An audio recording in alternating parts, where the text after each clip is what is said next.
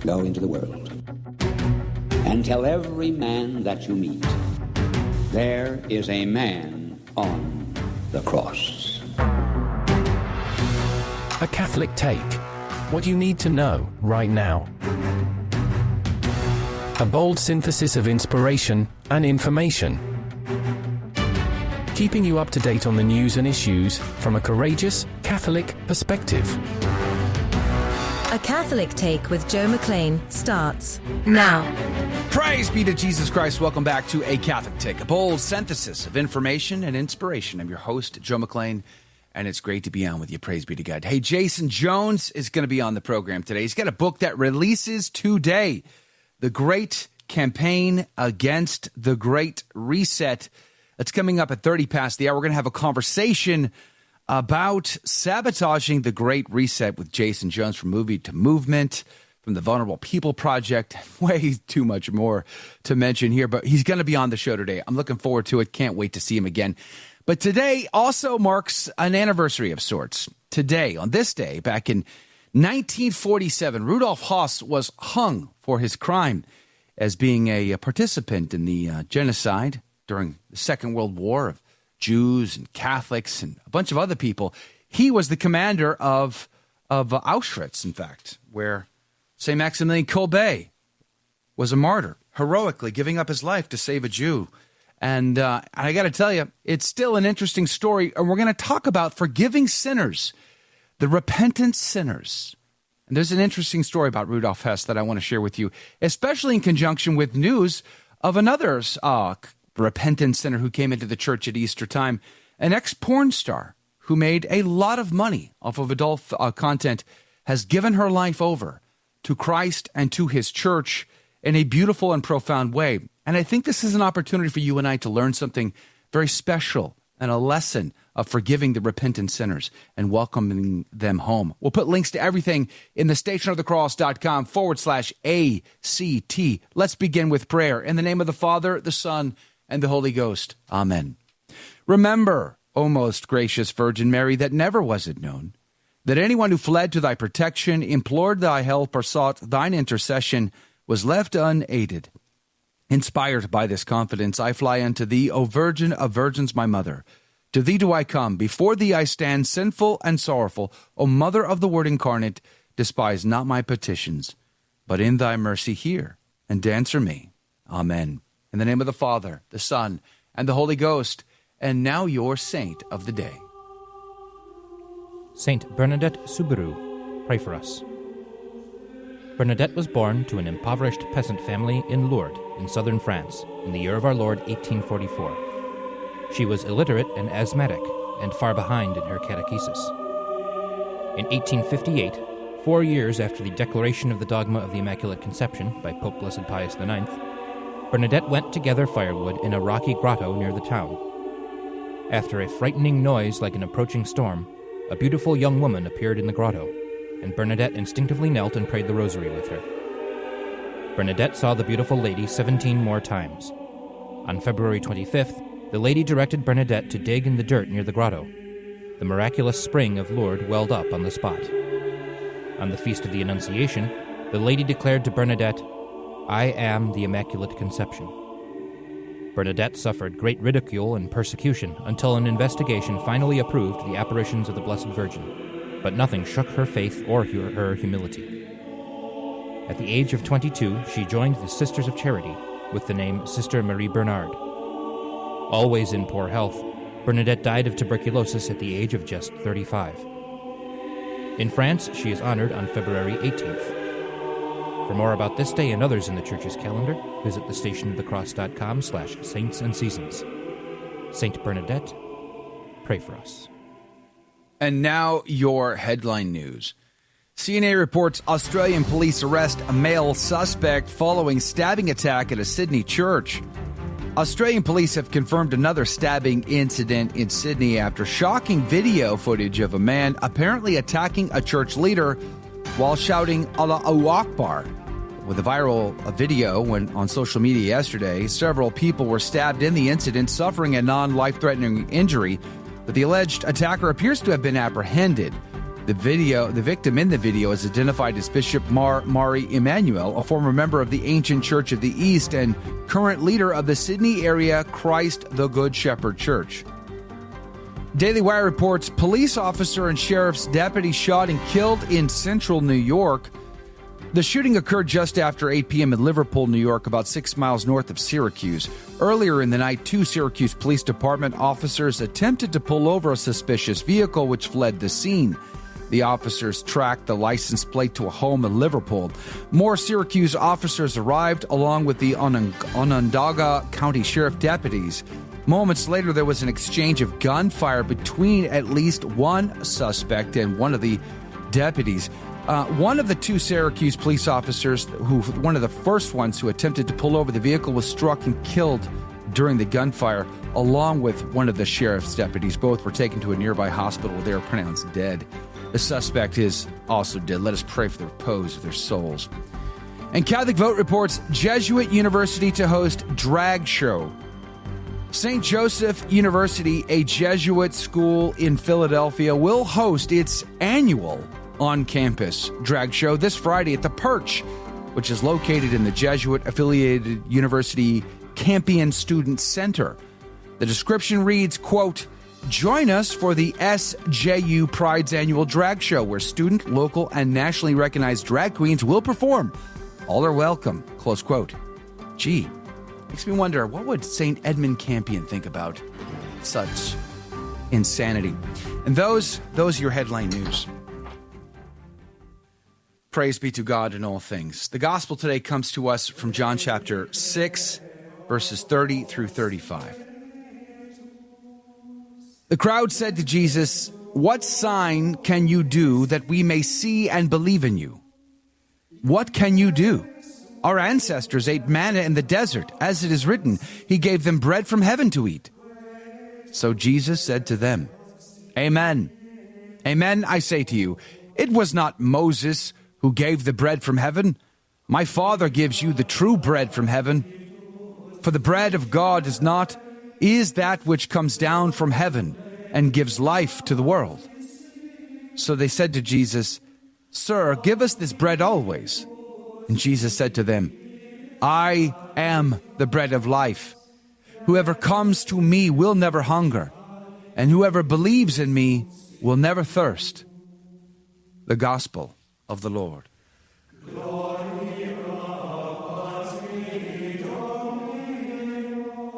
Praise to you, Lord Jesus Christ.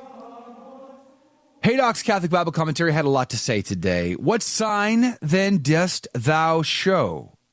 And foreseeing that he might, with great propriety, allege the recent miracle, they contrast it with what Moses performed in the desert.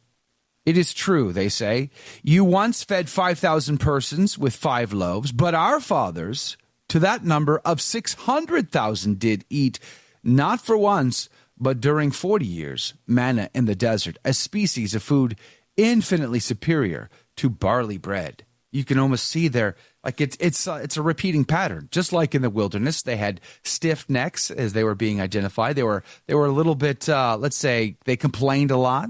They actually, wanted to condemn Moses. They wanted to, stone Moses. They wanted to kill him.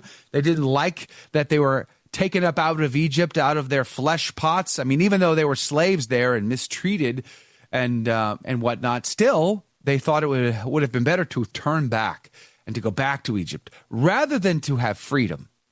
Slavery over freedom. In the muck and the mire over freedom. In paganism and idolatry, in demonic possession and obsession and harassment over freedom. Let that sink in, because that's what we're talking about in the Exodus.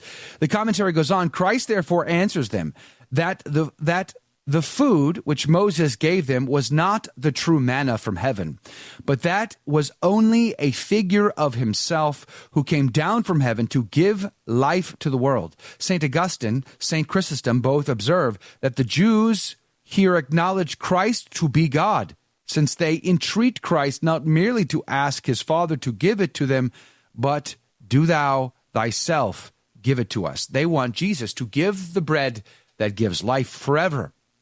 It goes on, Moses gave you not bread from heaven, i.e. manna was not given to your forefathers by Moses, but by God's goodness. Secondly, neither came it from heaven, but from the clouds, or from the region of the air only. And thirdly, it did not make them that ate it live forever. So huge contrast. St. Augustine would say, with all the fathers believed that the Jews did not understand this in its proper sense, but only understood a material bread of superior excellence to the manna, which would preserve their health and life forever, or at least a far more delicious bread, which they were to enjoy during the whole course of their lives.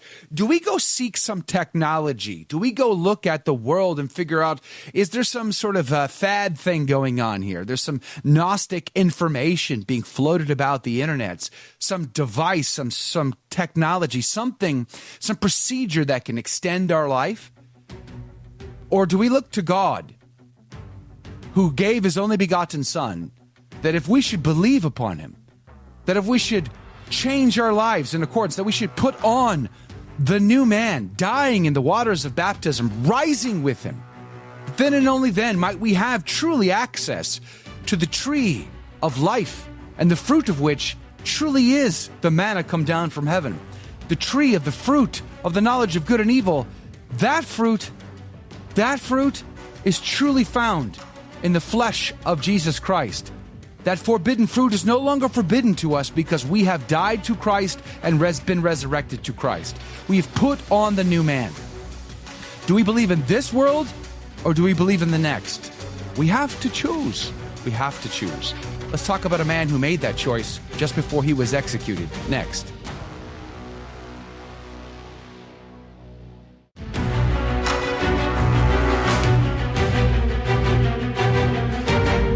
Praise be to Jesus Christ. Welcome back to A Catholic Take, a bold synthesis of information and inspiration. I'm your host, Joe McClain, and it's good to be on with you. Praise be to God. Hey, coming up at 30 past the hour, Jason Jones is back on the team today. The Great Campaign Against the Great Reset. It releases today from SophiaInstitute.com. You can also get it on Amazon. By the way, there's a good chance it may go New York Times bestseller. I mean, they've got a lot of copies already pre-ordered.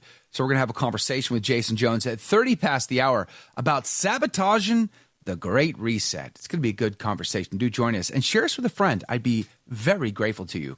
But today marks an anniversary.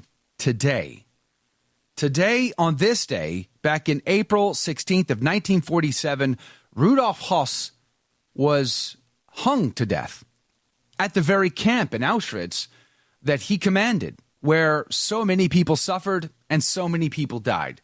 In fact, his family lived right there near the campus, so to speak. And his wife often had to tell the sons, hey, when you pick the fruit out of the garden, make sure to clean them off because they got all that ash all over them from the crematorium next door. Let that sink in. You know, I love to tell the story of St. Maximilian Kolbe, who gave his life heroically there at Auschwitz. St. Maximilian Kolbe is one of my go-to saints. I ask him for his intercession all the time. And, it's an amazing thing to go back and look at the life of St. Maximilian Kolbe, who there in Auschwitz every single night would go bunk to bunk to bunk, and either hearing confessions of Catholics or praying over non-Catholics, giving half of his one little loaf of bread every day away. Always perpetually sick. He had a sickness all the time outside of the concentration camp, and it was just accentuated and worse inside, doing the worst of labors because he was a Catholic priest. And in fact, they would often make him carry the bodies over to the crematorium where they would burn the bodies. And he would pray for those that were dying, pray for the dead. And then when the chance came and, a prisoner escaped from his cell block, they made the rest of the prisoners from that block stand for like 12 hours straight. And if you were to fall out or sit down or whatever, then they just shot you.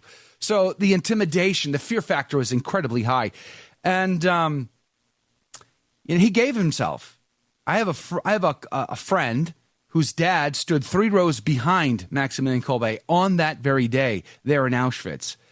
And I've had that friend often tell me the story about the events of that moment. how St. Maximilian Kolbe basically gave his life for Gajowniczek, a Jew from Poland, because he was weeping and crying out about, what about my wife? What about my kids? And Max Kolbe knew that that was his moment, and he gave himself over. He volunteered to die in his place, in his stead, and he did. For 2 weeks, he suffered, but he led the other suffering prisoners in hymns, praying for them, praying the rosary, singing, praying in just being present, never giving over to anguish. In fact, after 2 weeks, they had to inject him with carbolic acid to take his life. This was the environment, the horrific environment in which Rudolf Höss was the commander of. Raised Catholic, come from a devout Catholic family. His dad was also military. His dad, spent a lot of time in Africa and knew Catholic missionaries very, very well. And they had a very close relationship with the church. But young Rudolf at 16 would convince, colleagues of his father and his grandfather to get him into the army. And at 16, he joined the army. And he would go off to fight. In fact, he had a reputation in battle for leadership. Even as a very young man, he would lead much older men in the heat of battle.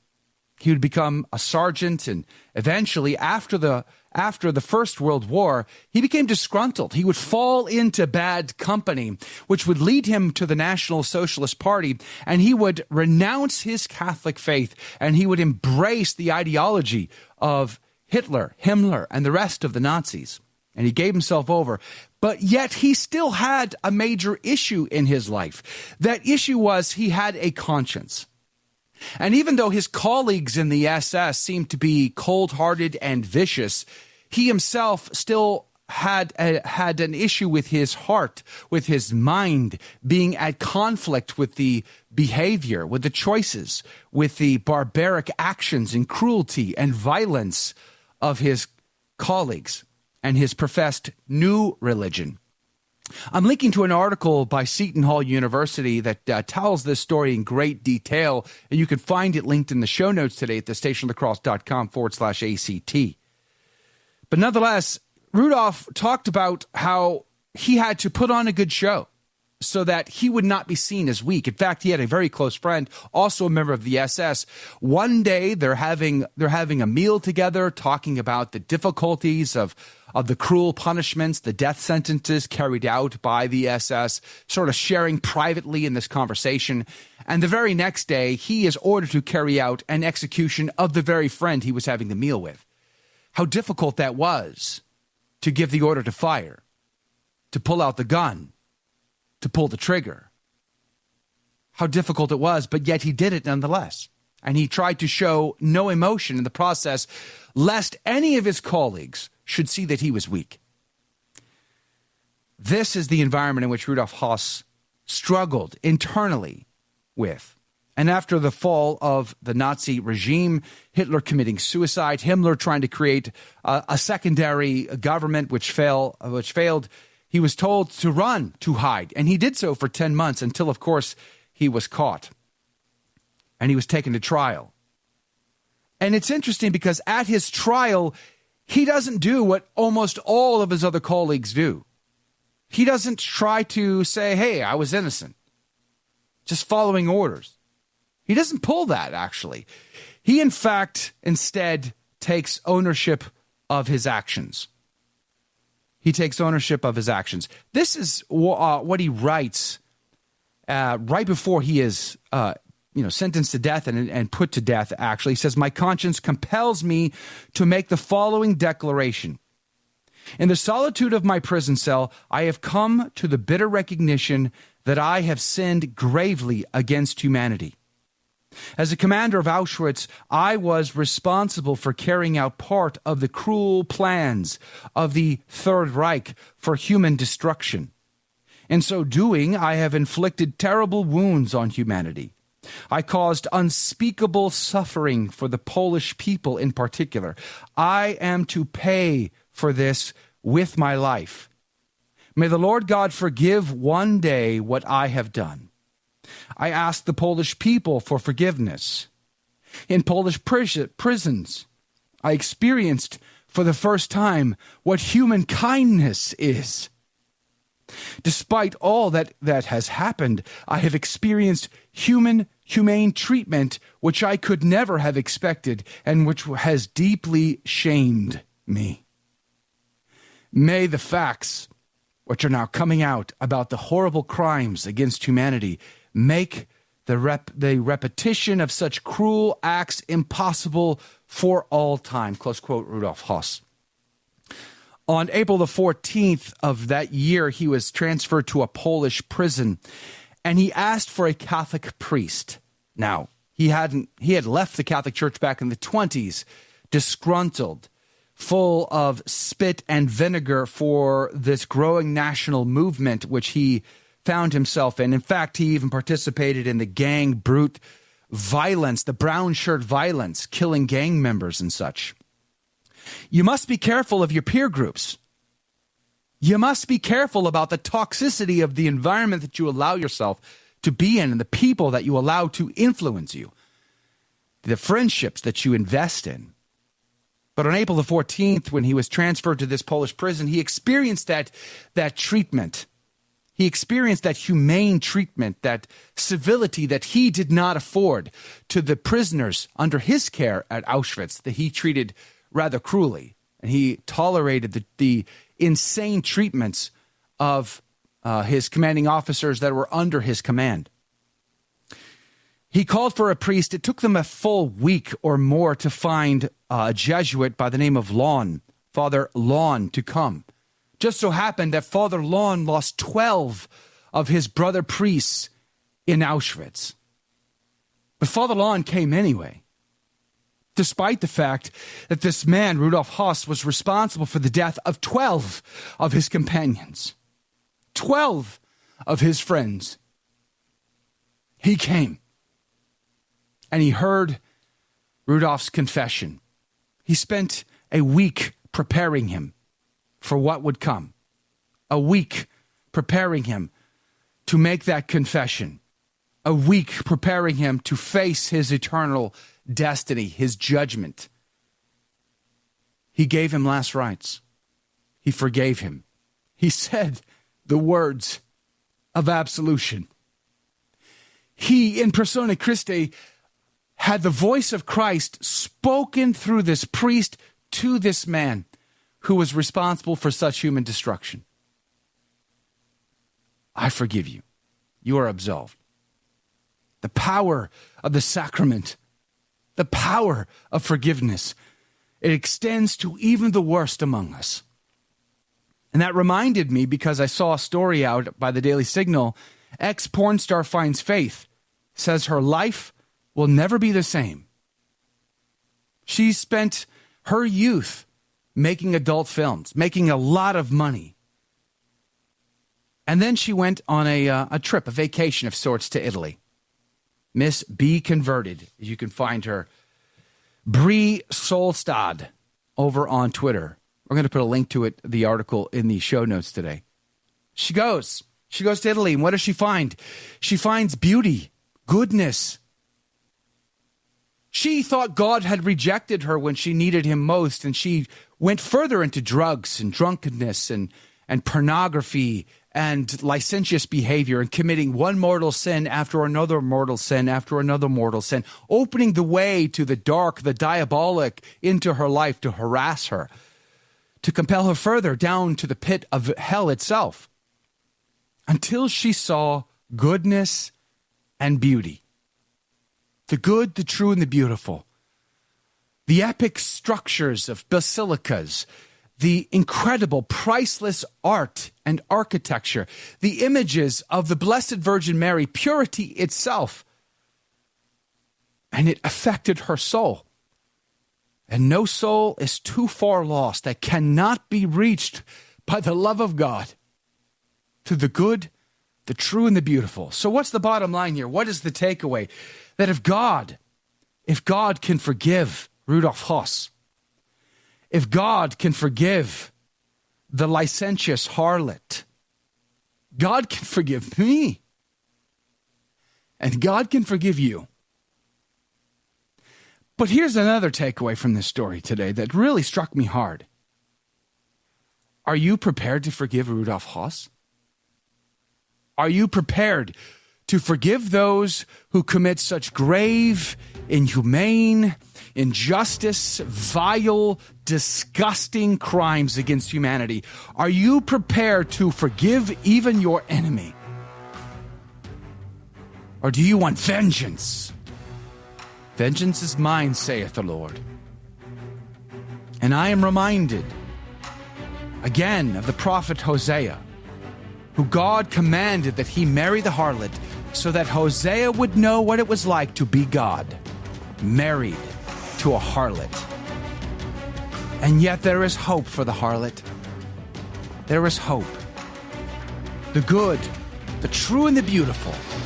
Be careful of your friends and forgive. Forgive those sinners that would repent. As many as 77 times 77 if necessary. We'll be right back. Don't go anywhere.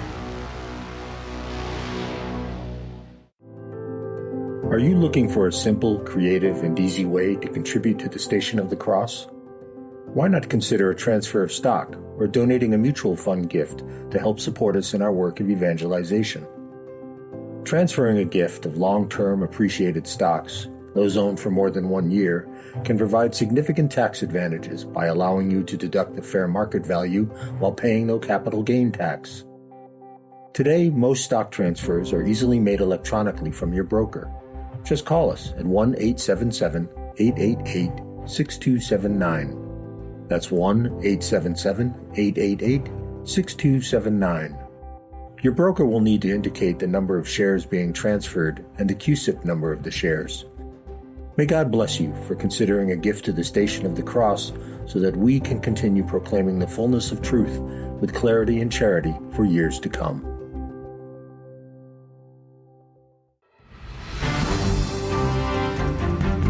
Praise be to Jesus Christ. Welcome back to A Catholic Take, a bold synthesis of information and inspiration. I'm your host, Joe McClain, and here are your headline news. LifeSite News reports Vatican speaks out after French court fined Cardinal Hullet for expelling a nun. The Vatican has expressed its consternation and warned that French government of a potential violation of fundamental rights to religious freedom after a court reprimanded and fined Cardinal Marc Hullet over his role in expelling a religious sister from her community of nuns. On April the 3rd, the Court of Lorraine issued a condemnation against Cardinal Marc Hullet, his accompanying 2 apostolic visitors, and a Dominican community of nuns for their dismissal of a sister, Maria Ferriol, in 2021. The court stated that Ferriol's expulsion from the community has been without proper cause and without respect for canon law and fundamental human rights. The Vatican defended the cardinal, saying that he was conducting an apostolic visitation to the traditional Mass-focused Dominican community in compliance with a papal mandate. Golly gee whiz, they had lots of apostolic visitations for traditional communities. What's different here? Anyway, The Blaze reports illegal migrants take over New York City block with prostitution and open-air markets of selling of stolen goods. Roosevelt Avenue near 91st Street in Jackson Heights has been turned into an illicit market where migrants sell everything from mouthwash to power tools stolen from local merchants. Milton Reyes, who manages a pharmacy on Roosevelt Ave, noted that he does not blame local law enforcement for the issue, saying, quote, "They will come by and they'll pick up a few of them, but as soon as that police car pulls away, they start moving back. 20 minutes later, they're all set up again like nothing happened." For months now, the residents have been complaining about sex workers standing along the streets, propositioning anybody who passes by. The New York Post reported that several buildings in the area are functioning as brothels. Earlier this year, police closed down a dozen such establishments that were being used for prostitution. However, the illegal activity has continued. New York City is not doing well, is it? And Catholic Vote reports Biden admin to impose pro-abortion rule on employers. The Biden administration announced a new rule Monday, which aims to force employers to cover abortion under the Pregnant Workers Fairness Act. The over 400-page rule mentions the word abortion a total of 348 times. House Education and the Workforce Committee Chairwoman Virginia Fox, a Republican from North Carolina and Catholic, slammed the rule, stating, quote, adding this controversial position into the PWFA is wrong, period. Yes, it is. And isn't it interesting that it's sake, another Catholic who seems to want to cram that down our throats. But those are your headline news. Praise be to God. Can I just give a special shout out to My Catholic Will? mycatholicwill.com/the Station of the Cross.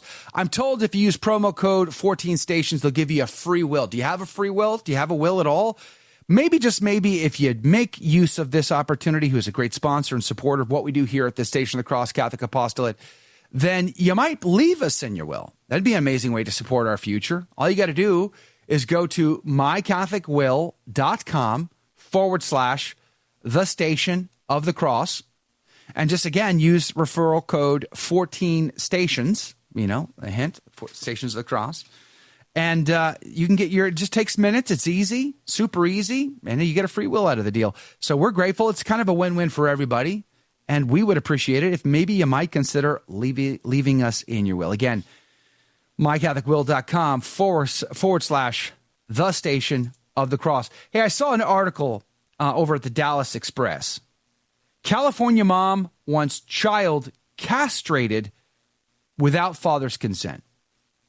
Let that sink in. Just kind of take that in a little bit. Just swirl that around just for a moment. California mom wants child castrated without father's consent. It kind of begs the question. I saw Anthony Stein commenting about this morning, which brought it up to my attention. It kind of begs the question, golly gee whiz. What if the father actually gave his consent? Would that make it okay? If dad said, yeah, you know what? It's okay. Castrate my son today. It's fine with me. Do that. Seems like a good deal for Junior, for his future. And this is the kind of world we live in, that A, a California mom wants to castrate her son, and B, it begs the question, what if dad were to say okay with it? Would that make it okay? Of course not. Natural law would have to intervene here to say, no, genders are by nature true for all human persons, no matter where they're born or where their creeds are. And we live in a dystopian, upside-down world that says it's okay to castrate a boy.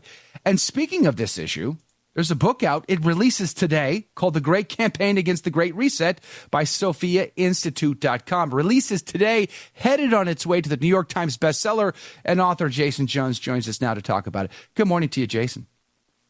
Good morning, sir. Praise be to God. Glad for your time today. Thanks for being on with us. Sabotaging the Great Reset. Jason, come on, man. What did Klaus Schwab do to you? Why did he deserve your animosity, good sir? Tell me about your book. What did he do to me? Well, I'll say this. First of all, congratulations for getting up this early every day and being sharp and on your game for the folks.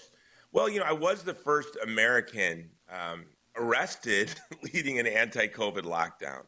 So there is that. My family had to leave our home of Hawaii because I didn't want to be locked down for 2 years. So I never thought about maybe there is a bit of a personal vendetta in this book. So when I was rescuing Afghans, our former Afghan allies from Afghanistan, they were very eager to do American press while they were still in hiding in Afghanistan. And I would tell them, rescue, then retribution. We have to rescue you before we do our retribution. So, maybe this is an attempt at retribution at the globalists who shut the world down, who created the largest man-made famine since World War II.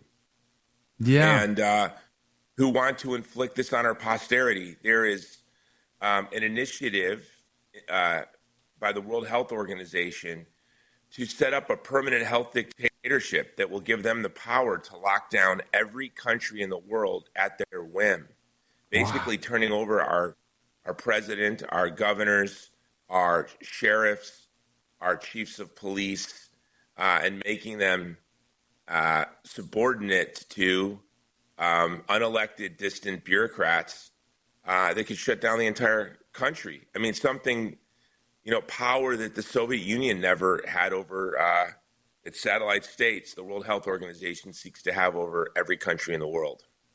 Yeah, It's bizarre to think about in many ways that these global elites have this much power that they get together. And now, Jason, they don't even hide it anymore. They actually talk openly about all of these agendas now, and which is interesting because back when I was a kid, it was all just tinfoil hat stuff, and you weren't sure what to believe or not to believe.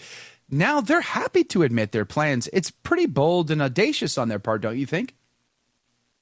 Yeah, it's not a conspiracy theory. A lot of people will say, what is this Great Reset? Or you talk about the globalists or the administrative state. These are all conspiracy theories. Even in doing research for the book, it's hard to believe. It's hard to wrap your mind around it. With this new initiative coming out of the World Health Organization, I had Frank Gaffney on from the Center for Security Studies. And as he was presenting the case and sharing the information about what's coming out of the WHO, I said, Frank, you sound like a lunatic. I mean, he sounded like a crazy person. And that's in the wake of COVID. Like, we experienced it. We lived it. I was arrested for peacefully protesting at my state capitol. I was being harassed by the police in Honolulu because I refused to shut down my ministry to the homeless in my community. And it was absolutely, we had 7-mile-long lines for food in Hawaii. Cars going from Aloha Stadium almost all the way to Kapolei, Hawaii and West Oahu, for those of you who have ever been there. Families in their cars in a 7-mile-long line waiting for food. We all lived through this. And yet it still seems hard to believe when you hear them say things like, you're going to own nothing and like it. Klaus Schwab says with that wonderful accent as if he's from a 1960s Bond movie. You will own nothing and like it. Yeah. Oh, what? Tell me more about this Great Reset. You're going to eat cricket meat and think it's delicious. Wait, what? Come again? I'm not going to have a house. I'm not going to have a car. And I'm going to be eating cricket meat? I mean, it sounds kooky. But we live in a world where you have 3 million Uyghur slaves working for American corporations in Chinese-occupied East Turkestan who work to death and then their organs are harvested. We live in a world where do-gooders drive around in their electric vehicles thinking they're social justice warriors with their EV with their message bumper sticker on the back. But one of the chapters in my book is on the climate cult and how it's key to the Great Reset. The electric vehicle is not only the biggest polluter on the road. It's a humanitarian catastrophe. Every electric vehicle that is cobalt in every battery in every electric vehicle is cobalt. That cobalt comes from Congo. And they have children as young as 6 working in these cobalt mines, digging for cobalt by hand in a toxic mess. So, these are the same people that kiboshed a peace agreement in the first weeks of the war between Russia and Ukraine.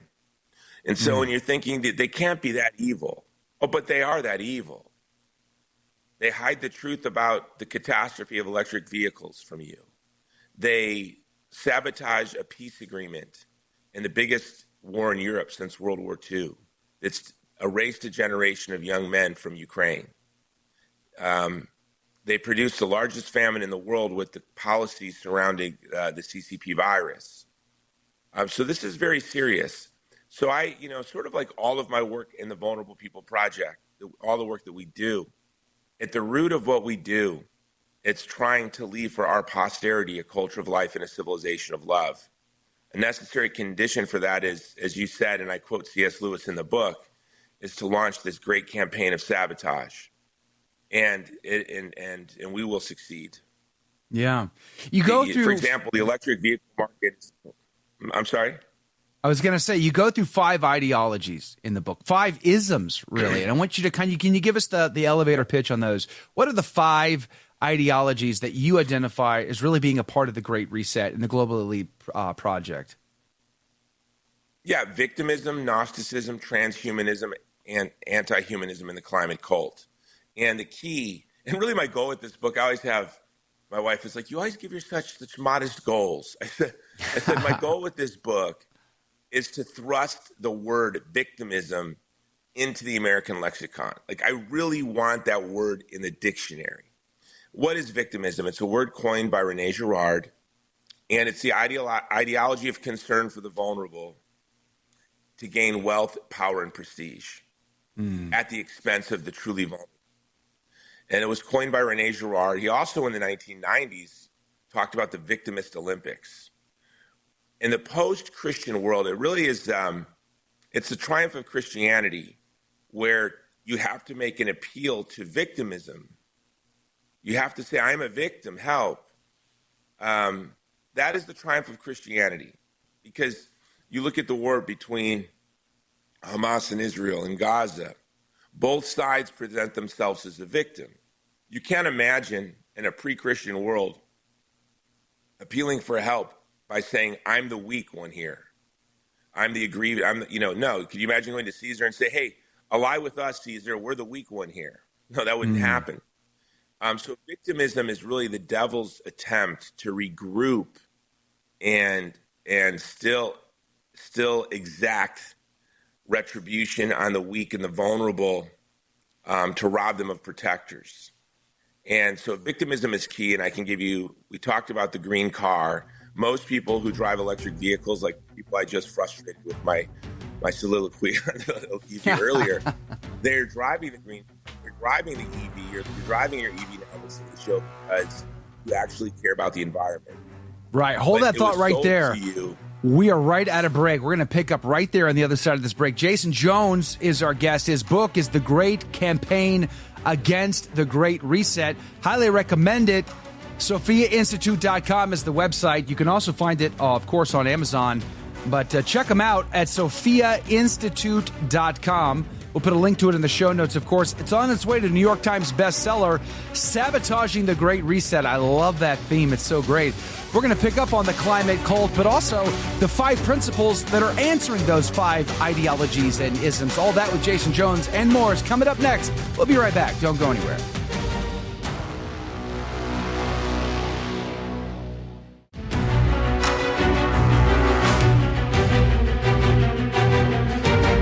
Praise be to Jesus Christ. Welcome back to A Catholic Take, a bold synthesis of information and inspiration. I'm your host, Joe McClain. Praise be to God. We're having a conversation about sabotaging the Great Reset. There's a book out today called The Great Campaign Against the Great Reset. It releases today.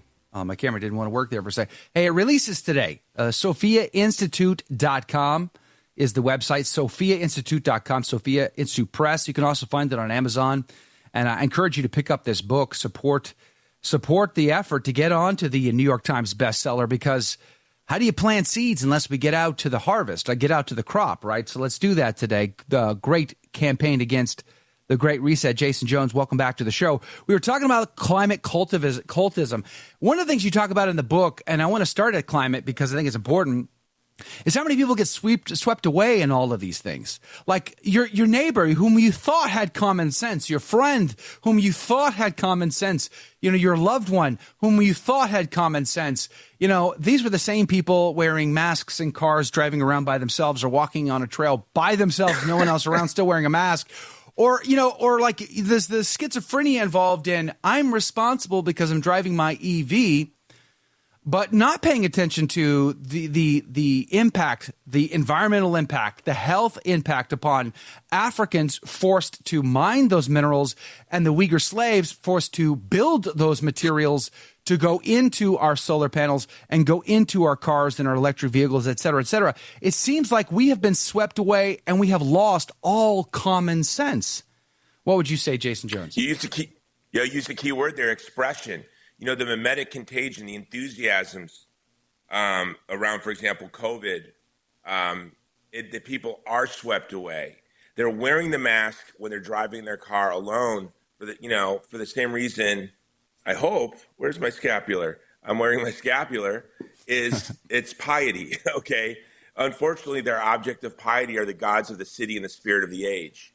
And one thing that gives me sympathy and charity, because I'm by nature a very uncharitable and unsympathetic person, but I have to remind myself when they're, yelling at you, put on your mask.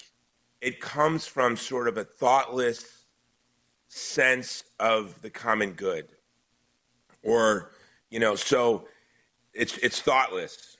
but it is kind of rooted in a concern for the common good. And that is victimism, right? It's a thoughtless piety to the gods of the city that actually hurts people. It would be fine if it was harmless.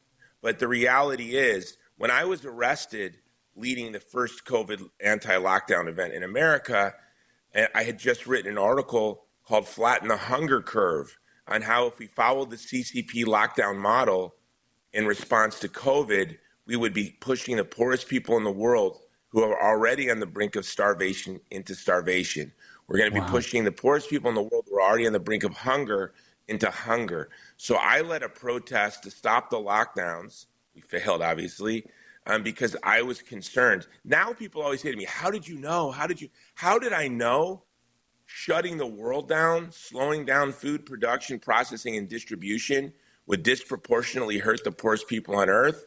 How do I knew? I knew it the same reason I know 2 + 2 is 4. How could I not understand that? But people get swept away in these contagions, and that's victimism. You know, immigration is another example of victimism. They sell chaos at the border as concern for the migrant. Well, I am passionately concerned about migrants. In fact, my entire family is first or second generation. So, you know, the reality is an open border condemns millions of migrants to being trapped in a dangerous underground economy with no legal protections, separating them from their families a world away, disrupting communities in Honduras and Guatemala and Mexico, disrupting families, fentanyl pouring across the border, killing our children. No, there's a beautiful new campaign from Catholic Vote called Protect the Vulnerable, Secure the Border. That's courageous solidarity, right? That's courageous solidarity. But victimism is to stand with power. You know, Ecclesiastes 4:1, the saddest verse in the Bible. Solomon said, I looked over the entire world, and all I see is oppression. And on the side of the oppressor, there is no one. But on the side, on the side of the oppressor is power. But on the side of the oppressed, there is no one. That was the reality when Solomon looked to the world. But the reality today, since the incarnation of Jesus Christ, you could say, I looked all over the world, and all I see is oppression. And on the side of the oppressor is power, is Facebook, is Google, is the governments of the world, New York Times. But on the side of the oppressed is the body of Christ. And if this book were properly titled, and I was just wanting to sell the book to our community, the title would be The Mystical Body of Christ Against the Mystical Body of Antichrist. And the ideologies in this book, these 5 ideologies of evil, transhumanism and anti-humanism are quite obvious. It's the ideology of the Antichrist. And then the 5 principles that we need to look to respond to the ideologies of the Great Reset really emanate from 2,000 years of Catholics meditating and praying on what does it mean for God to make us in his image? What does it mean for the second person of the Trinity to become incarnate as man and then to suffer and die for us and then to be resurrected? What does that have to do with me, with my neighbor, with my relationship to the environment and to the rest of the human family? So really a proper title, but I would have only been able to sell it on Catholic radio, would have been The Mystical Body of Christ, The Mystical Body of Antichrist. But really, you know, this is a war on the world. And so I'm really hoping, and we're excited. I woke up today to see we're the hot new release on Amazon. So that was quite exciting to see us. Congratulations. Listed as release. So, to break the Great Reset is to break the cordon. As these forces of evil to circle the world, we need everyone to push back where they are in their industry, in their community, in their religious community, their religious through the religious communities. I found it fascinating. You set up sort of a contrast here of 2 boys and 2 visions for the future and for the world. Elon Musk and Bill Gates. They both have and neither one, I mean, I got issues with Elon Musk as well, but at the same time, both have very different outlooks and they're contrasted to each other. Can you talk about that for a second? Yeah, so there's 2 young boys. It's really interesting. And obviously, Elon Musk has a lot of problems, right? But Yeah. He's an interesting character, but he is the anti-human agenda. Elon Musk is the most aggressive advocate against demographic decline. This man is railing against demographic decline, and it goes to when he was a little boy. It's quite interesting. He said when he was a little boy, he loved having a big family. He wanted a big family. He wanted everyone to have a big family. He thought there's nothing more wonderful in the world than a big family. But one day, if all of us on Earth keep having big families, we're going to run out of space. We're going to run out of resources. So little Elon said, you know what we need to do? Colonize the universe. We need to fly out to the planet, colonize Mars. And so Elon Musk followed that vision. There was another little boy, a very privileged little boy, lived in Washington State. His father was on the board of Planned Parenthood. He went to a very prestigious school where he had one of the earliest educations in computer programming. I think he went to the only school in the world at the time where he could actually program computers, learn how to program computers in school. It's detailed in a wonderful book by Malcolm Gladwell called Outliers. And this little boy's name was Bill Gates, and his dad was on the board of Planned Parenthood. Bill Gates also was worried that if human beings kept having all these children, we would run out of resources. And he became obsessed with population control. So you sort of have these two distinct characters on the world stage. Isn't that fascinating? Same concern came at it from two opposite perspectives. Hey, we're out of time on the radio side of our program today. I want to encourage you, check out this book. It's called The Great Campaign Against the Great Reset. SophiaInstitute.com is the website. You can check it out there. We'll put a link to it in the show notes. SophiaInstitute.com. Check it out also on Amazon if you'd like. Headed towards the bestseller. I mean, wouldn't it be amazing to get on that list? You can support that cause today. The Great Campaign Against the Great Reset. We'll stick around for the after show. Let's talk about more of that. And guess what? I'm off for the rest of this week. Enjoy your time. God love you.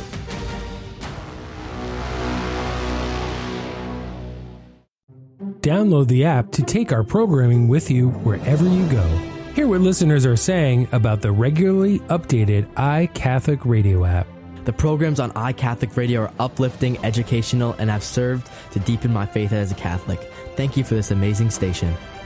Download the free iCatholic Radio app in your Android or Apple store today. If you already have the app, please consider giving us a 5-star review or telling a friend about it. And we're back. Welcome to the after show, everyone. Hey, good morning, everybody. Praise be to God. Thank you for hanging out with us today. Great conversation with Jason Jones. He's still here, right? He's still hanging out with us, which is awesome. So if you got a question for Jason, try to sneak it in real quick while we have him. But let me just give a couple of shout outs here. By the way, T-Storm, good morning to you. Thank you for hanging out on the Instagram, Telegram. Or it's Telegram, not Instagram. See, my brain's already in vacation mode. I'm getting ready to go hiking for 4 days in the mountains in West Texas. So brain shut off. It's done. It's over with. Jack Burton, Trad Jack Burton, Tweet and Toe is here. Good morning to you, Janice. Good morning to you, Mike K. Mike K's on deck tomorrow. You'll have Mike K and Trad Jack for the rest of the week. Praise be to Jesus. Mm-hmm. Karen, Andy Bashaw, Yvonne, good morning to you. Eileen, Nick, the Mike, and Sharon, good morning to you again. Troy Lockett, Damon, James 16897, Alejandro, good morning to you, my friend. Thanks for hanging out with us today. I see Nick the Mike is also on Rumble. So is Rosie and Sci-Fi Mike. Life with Yetis is back. Health 613, good morning to you. Thanks for hanging out. Robert D. Bruce is here. Good morning. Good to see you again. Catherine Hickey, Knight of the Immaculata. Donna Eberly. Helen, good morning to you. Laura, Little Daisy's back. Anthony Kerwin, good day, my friend from down under. Praise be to Jesus. Does Jason have any insight into the Maui fire tragedy? Well, it's funny. We well, it's not funny. It's actually horrible, but we talked to Jason about that when that was going on because like everything else, Jason goes above and beyond when there's an opportunity. And boy, did he go above and beyond getting supplies into Maui by the jet skis. It was pretty, as the kids say, it was pretty baller. It was pretty based, lit, no cap, or whatever the kids say these days. Jason, you want to give us an update on the Maui fire? What is going on? What kind of show am I on? Lit, no cap? What are we doing here? I don't know. I'm just trying to be cool like the kids. We're a Rumble live stream now. Inglesi baladid. I don't know what language you're speaking. Yeah. That's a great question. I really appreciate that question. So, yeah, we were there. I'm still there. We have teams on the ground. I just had a good friend there doing some follow-up. The Vulnerable People Project, we're the first group on the ground, our local partners were the first on the ground. They were there. And but being from Hawaii, I'm wearing my alma mater shirt here for those of you who can see, University of Hawaii. We're doing a documentary on the Lahaina fire called Investigating Lahaina. And I'm just going to give you the third act, because we're going to look at all the conspiracy theories.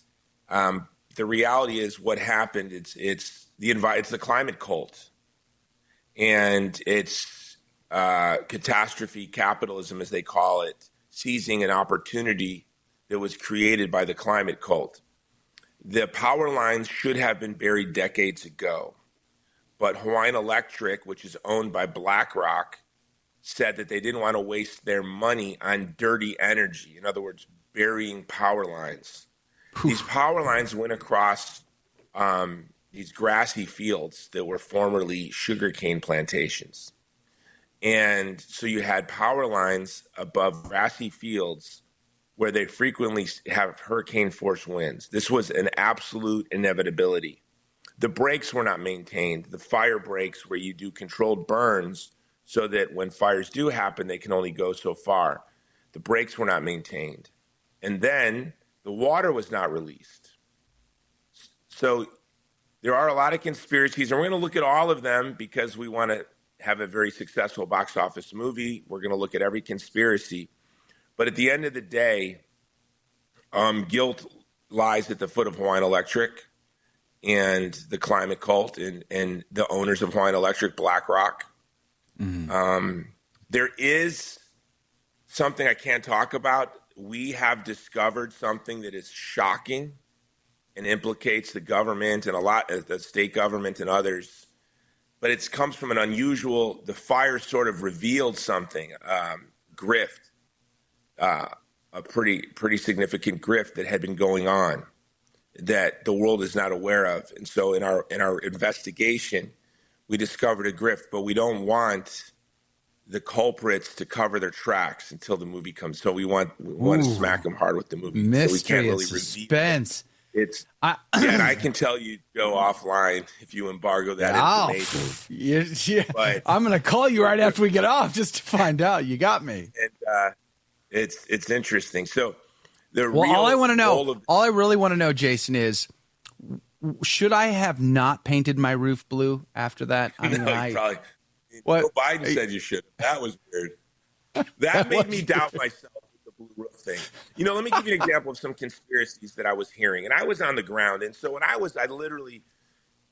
I'd been in Ukraine, went to Washington, D.C.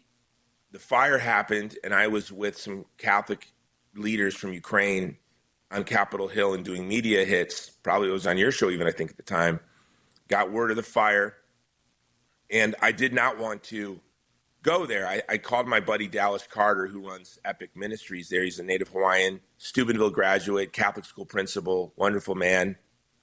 And I said, Dallas, you tell me what you need, and we'll get it for you. Whatever that number is, you tell me what you need, and we'll raise the money. And so Vulnerable People Project wired money there within hours. But I said, I'm not going to go there. There's nothing I can do. I've got a lot to do here. I really didn't want to go. I couldn't sleep, Joe. It's my home, and I just couldn't sleep. So after 72 hours of just being in Washington, D.C., staring at my hotel ceiling, I thought, if I'm just not going to sleep, I can work from Lahaina. Let me just fly there. And I'm so glad I did, because sort of like when I went to Ukraine in the first weeks of the war, I just assumed these very large NGOs were going to be on the ball. One of the things we're going to look at in the documentary is why did it take so long for the people of Lahaina to get help, and how much money was raised. But when I got there, immediately, and I started hearing all these conspiracy theories, and I was doing these national calls, and people would share these conspiracy theories that were a little absurd, like direct energy weapons, paint your roof blue. I was there and I was like looking for all this evidence, and it just wasn't there. One of them was, they put up these black tarps that they always put around construction sites or catastrophe sites, and people are saying they put these tarps up to block the view of folks so that they didn't see into the disaster area because they wanted to hide the evidence of direct energy weapons. I'm like, clearly you've never been to Maui. It's a volcanic mountain. It goes like this. You're driving right by. They have these so that the contaminants don't blow all over. By the way, it's something I didn't think about. I didn't want to take space from the locals who lost their homes, so I brought a backpack. I went and bought a backpack and when I was on Oahu in Honolulu, I went to Ala Moana Mall and I bought a backpack and a tent, and I just camped out at the burn site. That was a mistake because for about 2 months, my nose just would run like a water faucet all day, and my eyes were burning. And then I had remembered how many people got very sick after 9/11. If you want to understand the environmental catastrophe and human catastrophe, it's comparable to 9/11. I mean, you just lost an entire town. It's just gone. So all that pollution and toxin and dust is blowing everywhere. So that's why those tarps were put up. And I think a lot of the conspiracy theories, the fires were being flamed, the pun intended, by BlackRock's surrogates, because the guilt falls right at their feet. Yeah, that ties into your book too, the section on Gnosticism, this sort of secret knowledge that gets passed around, and that, to use that metaphor, to fan the flame of that.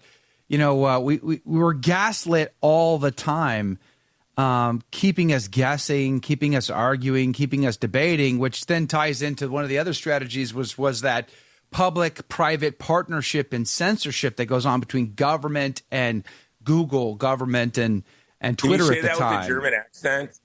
Yeah, jawohl, yes, ja. Das ist gut, no? Yeah.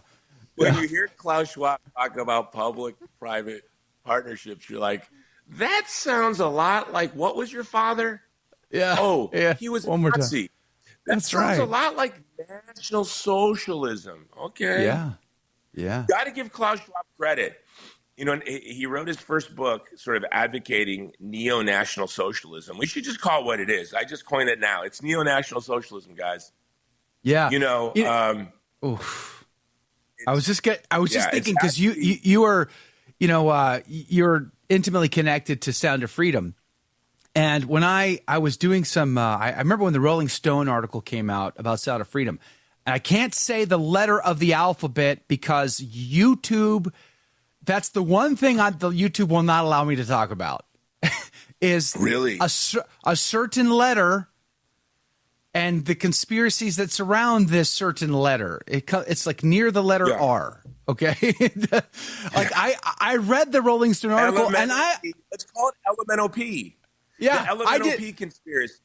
I didn't even like believe in the conspiracy. Like I wasn't supporting or fanning the flame of the conspiracy. I was simply defending the Sound of Freedom.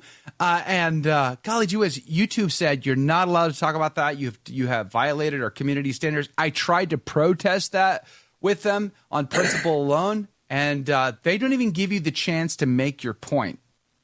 And that's the level of public-private partnership that we see here that Elon Musk, to his credit, really pulled back the curtain on, didn't he? There was an interface. The government had a portal they logged into. They could choose their own custom censorship of anybody on the planet to their liking. That is upside down world. No, can I tell you what I love about the point that you just brought up? The Elemental P conspiracy, or the Quick Mart conspiracy, whatever we want to call it, is Gnostic. It's Gnosticism. And social media censorship is Gnosticism. And what do I mean by that? It's like this authority just saying, trust the plan was the motto of the, this anonymous source communicating information ambiguously that you couldn't verify or you couldn't refute because it's anonymous and ambiguous. But you have to trust the authority. They would literally say, trust the plan. And of course, we were told to trust science. Well, science is all about not trusting. You know what I mean? It's like You said that, but let me do 15 of my own independent experiments just to verify what you said is true. So you have this collision of Gnostic ideologies. And, of course, the LMNOP conspiracy dealt with true things that were very serious. The problem is it drew people in to just do nothing. Just don't do anything about it. And then inflation destroys value. They would make all kinds of nutty claims. In fact, I went on the Alex Jones show. Alex wanted me on when I first was when I was arrested. He said, for leading an anti-COVID lockdown. I said, I'd love to come on your show, but can I talk about Quick Mart, the Quick Mart conspiracy? And I want to show how it's Gnosticism and how Christians should avoid it. Even though the sort of the centerpiece of it, the exploitation and harming of children, is obviously Sound of Freedom revealed, very real. But what it did is it pulled people into sort of a Dungeons and Dragons live action role playing game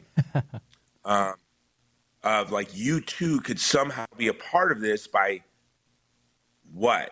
Trusting their plan and doing nothing? I don't know, but it's Gnosticism. And what does Gnosticism do? It creates division in a community. That's why the church has always opposed Gnosticism, because it creates division in a community, because you can never come to a resolution. You can never use reason to arrive at a shared conclusion together, because you're appealing to some authority, and you just have to, quote, trust the science, or, quote, trust the plan, or trust the community standards. What? Okay. No, thank you. Yeah, exactly. No, thank you. And 14 days to slow the spread, or 15 days, however many days they wanted. You know, when that first happened, I thought, okay, all right, sure. You don't know what you're dealing with. Fine. Fair enough. You need a few days to figure this out. I'm on board. I'll help with that. I'll stay home. No problem. But 2 months into it, no, I'm sorry. Your time has expired here.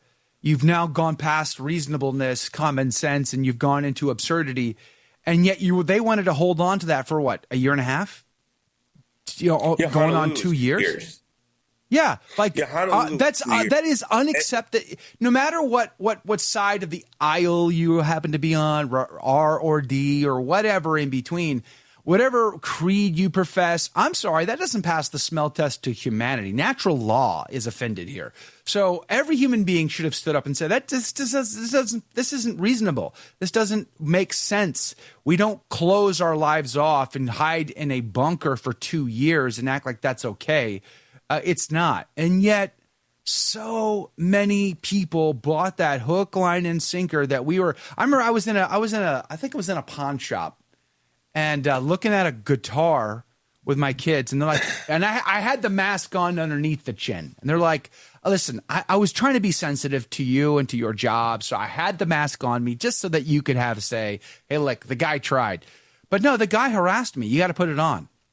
And I looked at him, I said, this is a pawn shop, right? Like where I'm not in the hospital, am I? Like, where am I? Is this the University of California, Los Angeles? Like, is this Starbucks? Like, where are we that you have this bizarre notion that this little flimsy little thing here is going to like save you if I did have COVID, let alone just be it's just that I could not. Yeah, that's why we're in Texas. My wife actually, when she bailed me out of jail, she said, we got to move. We have to move, because she knew. And your wife was born and raised in Hawaii, right? No, she was. She looks it, but she's not. She was actually born and raised in New York. Well, at least she chose Texas. We looked over the whole world. We literally did, and we picked German Hill Country. We looked at other countries, and we looked over the whole world, and we thought maybe we'll just go hide out in a free state for a while and then come back. But my kids have fallen so much in love with Texas that they don't want to go back. I'm homesick. I'm like, what did I do? But it is great being here. And it was, we moved in July of 2020. So we were quick. We sold our home in a little break Hawaii had between the first lockdown and second lockdown. There was a 1 week break. We sold our home the first day by God's grace. Wow. And scooted to Texas. And it was great, because by the time we got to Texas, now this is still just July of 2020, where we live, I don't wear masks, and you did not have to wear a mask. And in Hawaii, I refused to wear a mask. I just would not wear a mask because it was ridiculous. It was absolutely ridiculous that you want me to wear something that doesn't stop a virus to stop a virus. My Facebook feed just shared with me a memory. Because I'm a prepper and I'm thoughtful to my family and my community. Guess what I had, Joe? I had 2,000 N95 masks in my storage. Wow. 2,000. Okay. M95. So, like you, N95, yeah. So when the pandemic first started in February, I went around and they were recommending people wear scarves. I'm like, that's pretty stupid. To wear a scarf? Like, what? You know, we mock the Muslim world for the burqa, and we all wore our Fauci burqa. We mock the, like what happens in Somalia with female genital mutilation, and now we have taxpayer-funded genital mutilation of children. The world, these people have gone utterly bonkers, and that's why you have to resist. People are like, just go along to get along, Jason. Just wear the mask. I'm like, I'm not wearing the mask. And I was aggressive. I had a line. I shouldn't say my line on Catholic radio.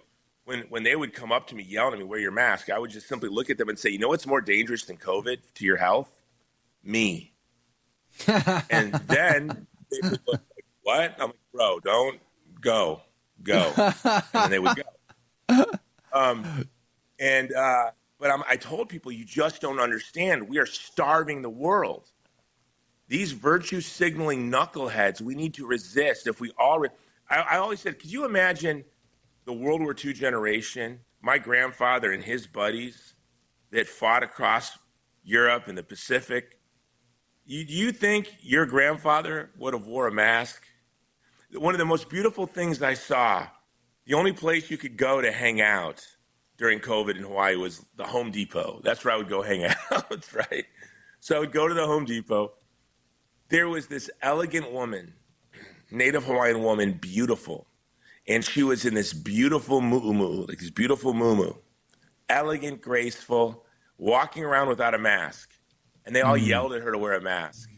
She said, why, will I be a grandma killer? She's like, I'm 96 years old. I am a grandma. Right. Yeah. She's like, I have too much dignity. She said, dear, I have too much dignity to wear one of those masks. And she was just like gliding across the home. It was just such a strange, uncanny sight to see this elegant Native Hawaiian woman in her muumuu walking around the Home Depot with no mask in her 90s. Yeah. And I thought, this is the greatest generation has arrived to shame everyone in this Home Depot. But what happened is, because we fell for that, we had a 9-year-old in Hawaii kill themselves in our neighborhood during the second lockdown and wrote a letter, I miss my friends. I actually had to go back to Hawaii the first year after we moved. And it was startling going back to Hawaii after living in Texas for a year at that time, because nothing had changed. Everyone was still masked up. It was surreal. And I was walking down the street. I went back because a friend of mine committed suicide. He was the most loving, warm, outgoing person who was a waiter. He'd worked for a waiter as a waiter in Honolulu for 25 years. And he was a stand-up comedian. And he cracked. And he jumped from his, 36th story of his apartment. And as I was walking down the street in Waikiki, my college roommate, who was a HPD police officer, didn't know that I had left for the mainland. He honked and he goes, hey, Jay, get in the car. And so I'm getting the police car, and we're driving around Honolulu. And I said, hey, bro, I moved. He goes, no, I didn't know you moved. I'm back because he was friends with our buddy. I said, so-and-so committed suicide. He goes, oh, bro, they jump in every day. This is in Waikiki in Honolulu. It goes, and that went utterly unreported. So compliance to these stupid policies had a real world consequence. That's why I wrote this book. The globalists destroyed the peace agreement between Russia and NATO 6 weeks after the invasion. I was just in Ukraine visiting hospitals towards the front. One was a former Soviet prison. Every room was filled with multiple young men missing eyes, arms, and legs. You look at the farmer revolt in northwestern Europe because they refuse to kneel to these absurd policies that have to address climate change that would starve the world. So we have to resist the globalists, not just for ourselves, but for our posterity. Yeah, I saw a meme. These memes sometimes are very profound. I saw a meme on Instagram that said, "The freedoms you give up, your children will never know they had. Oof. The rights you surrender, your children will never know they had." So we must resist because we care about the common good. Conformity to the mob does not serve the common good. That we lived through a cultural revolution, and being neutral in the midst of a cultural revolution does not serve the interests of the community nor the vulnerable. And so when the mob is running one way, you should run the other. When the mob is grabbing stones to throw rocks at an innocent victim like our Lord and Savior Jesus Christ, we should kneel next to them. I mean, I think we don't get, as someone who works in the Middle East, I think we don't understand how profound the story is that 2,000 years ago, Jesus knelt next to a woman, not accused of adultery, caught in the act of adultery, knelt next to her. And there was a group of men with rocks in their hands. Could you imagine doing that in Iran today? Could you imagine in Iran today if some guy saw a woman about to get stoned and he knelt down next to her? What would happen to that man? He'd also be stoned. I mean, the stoning of Soraya M. It still leaves scars in my brain. That movie was like the Passion of the Christ, in its intensity. Did you know I was a producer on that movie? I did know. That's why I'm mentioning it. That is a powerful film. Powerful film, The Stoning of Soraya M. If you haven't seen it, it was a privilege to. It's hard to watch. I'm going to be honest. It's hard to get through the climax scene there, but an important film, a super important film. How did you How did you get involved?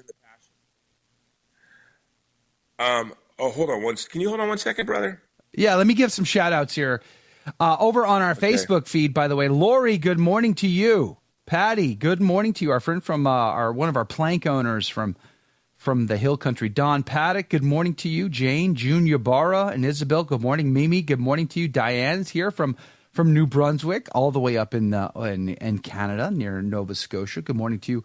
Lucia, good morning to you. Praise be to God. She gives a shout out to Jason Jones as well. Glad you're here. Looks like Rumble had some issues. Might have been related to the quick stop conversation we might have had earlier. Jake, what's the consensus there? Rumble's not working? I restarted the Rumble stream. There was a second one going there, but Rumble's been having technical issues with all our shows for the last like week. It keeps cutting out halfway through. I think it might be a Rumble stability issue, not necessarily that they're unhappy with us. But Jake, come on now, bro. Don't cast aspersions on Rumble. It is the alternative to YouTube, okay? It is the saving grace for the suppression that we have. Rumble's perfect on YouTube. Rumble's perfect. I don't understand why you're hating on Rumble right now. I don't. Hey, Frank Rangel, good morning to you. Bruiser, good morning to you. Glad you're here today. Brandon Joseph is here. Susanna, good morning to you. Susanna P. Ortiz, good morning to you. Glad you're here. Sean Marie, Paul, our friend Kilroy Jones, William Jones, good morning to you. Laura, good morning to you. Lost Creole, welcome back. Glad you're on the team. Divine Intervention Ontario is here. Yeah, Canada didn't fare all that well in the pandemic, did they? I mean, the Canadian private-public partnership is in full effect up there in Canada. Now, here's the question, though. Has Canada had enough of it yet? We had the protest, the trucker convoy that got, squashed and money stolen by the government and et cetera, but is Canada done with it? And here's a question, going back to Jason Jones, if you're ready to rejoin. Here's a question. No problem. Here's a question for you. Do you see a way out of the global elitist Great Reset? Do you think it's possible? And I want to set this up because I feel like America like in America, all America really wants is a good fight. You know, we just want to be ringside. We want to drink a beer, have a good time. We want our country music to sound a lot like hip hop. America's bar is too dang low, in my opinion. I feel the same way about most cultures, though. Canada, I think Canada's bar is so low that they're probably not going to be won back. But I would love to be wrong about that, too. How do you see it? Am I being too pessimistic there? Yeah, Canada, like, I'm like you. I like the taste of blood, right? Like, my hobby's Muay Thai kickboxing. I've been fighting since I was a boy. And my son's like, Dad, you scare everybody because when you're sparring, you smile. That's just weird, you know? Yeah. But Canada's that friend. You're the creepy villain in the Bond film. That's what you are. Before I was Catholic, you know, and I was a young troublemaker, I'd like to go to bars and fight. And, you know, you always have that friend who's like, not tonight, Jason, not another fight. You know, Canada's that friend like, do we have to resist this lockdown? Can we just, but then look at the truckers, you know. I think most of Canada's like most of America, to be honest. So, but yeah, we win. By the way, we win. Period. We win. Like, so that's it, because ideologies of evil are deprivations. They collapse under their own weight. But that is, and their absence of being, and that's something that St. John Paul the Great writes about in his wonderful book, Memory and Identity. But look. Yes, this is the way out. I have a special introduction to young Americans in the book called An Introduction to Young Americans, The Adventure of Eros, Love, Piety, and Posterity. So what's the way out? It's very simple. It's just not easy. It's to love your parents, love God, preserve young people, preserve your moral imagination so you can experience erotic love within the sacrament of marriage, meet someone, fall in love, get married, have children, order your life to the love and care of your children, the love and care and thoughtfulness to your posterity, and serving the common good of your community. This is the way out. The Great Reset is really a battle about what is the human person. What does somebody who says you will own nothing and like it, you will eat cricket meat and like it, what is somebody who sabotages peace agreements, foments policies that cause famine, they don't flinch, they don't apologize at the hell that they leave in their wake? What do they think about the human person? Now compare that to what do we think about the human person? The foundation of our rebellion against the Great Reset is telling the truth about the human person, that we are made in the image and likeness of God. We have an inviolable dignity, beauty, and worth.